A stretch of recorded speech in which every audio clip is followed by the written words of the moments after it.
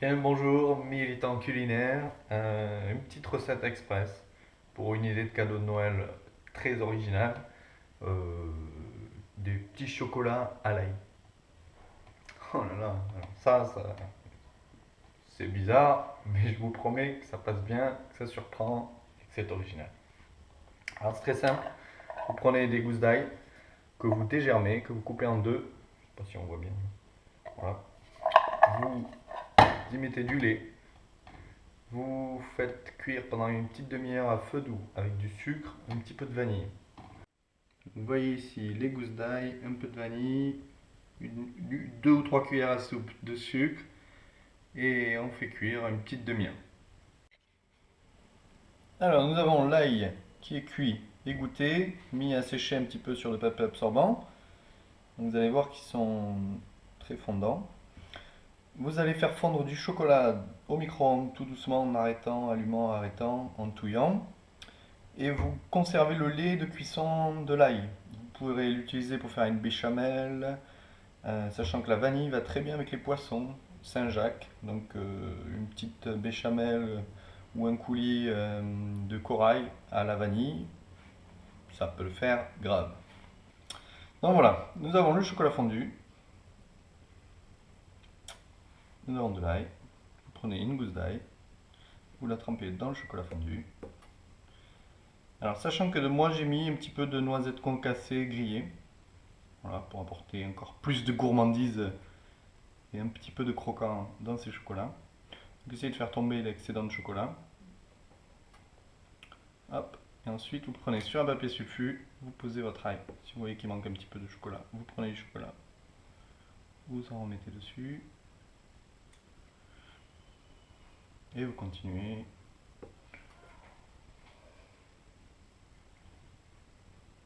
Avec une fourchette.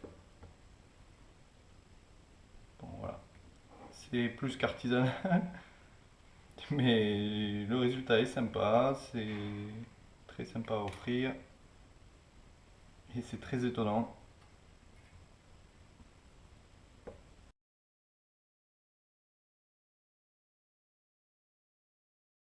Et avec ça, moi je peux vous dire, les Ferrero Rocher peuvent aller se coucher.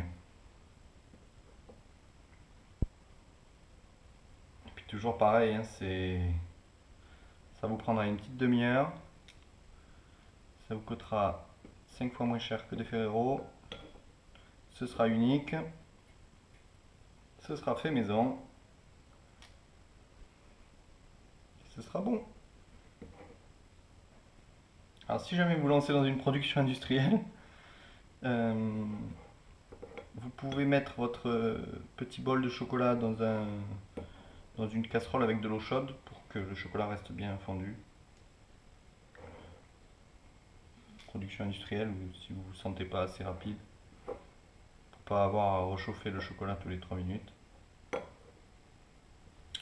Alors ensuite, bon, les vrais chocolatiers, hein, enfin, si vous voulez un résultat professionnel, il faut tempérer le chocolat.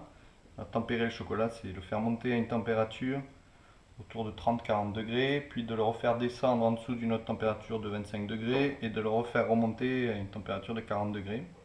Ce qui va permettre à votre chocolat d'avoir un aspect plus brillant et plus croquant. Bon, moi je vous avoue, hein, je suis à la maison, les cadeaux c'est pour les amis, la famille. Je fais au plus vite.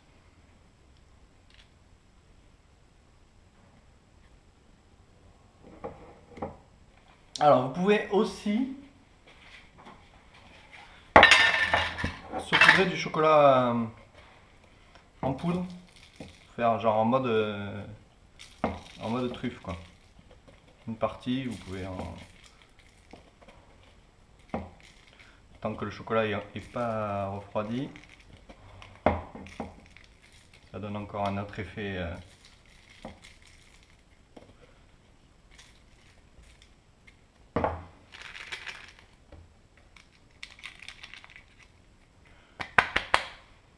Voilà.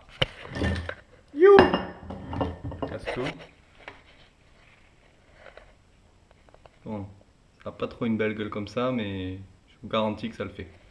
Alors vous pouvez soit les laisser refroidir comme ça et sécher, soit les mettre au frigo, mais il y a un risque qu'il y ait une humidité qui se dépose dessus, ou alors au congélateur. Je dirais que c'est peut-être le mieux si vous voulez les faire bien à l'avance. Vous les mettez au congélateur et vous les sortez quelques heures avant pour les mettre dans une boîte, les emballer et les offrir. Voilà, la révolution dans nos assiettes et dans nos cadeaux de Noël.